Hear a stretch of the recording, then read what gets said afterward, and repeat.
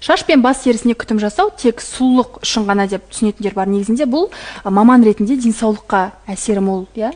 Сол туралы айтып берсеңіз. Иә, өте дұрыс айтасыз. Көп адамдар қандай сусабын бар, сонымен басын жуа береді, көп мән бермейді деген сияқты.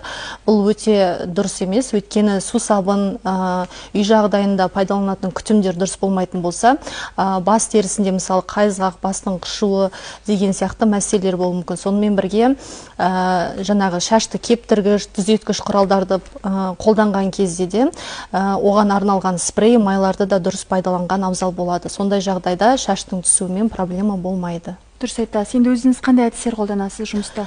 Біз жалпы өзіміздің шашты қалыпқа келтіру орталығында тек қана аппараттық әдістерді қолданамыз. Айтып өткенімдей, ол ешқандай ауыртпалық әсерін бермейді.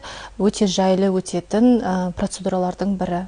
Яғни инесіз, иә, бағана айтып қалдыңыз? Яғни инесіз, гормонсыз. Сол себептен де біз балаларды да, ер азамдарды да, жасөспірімдерді де қабылдай аламыз.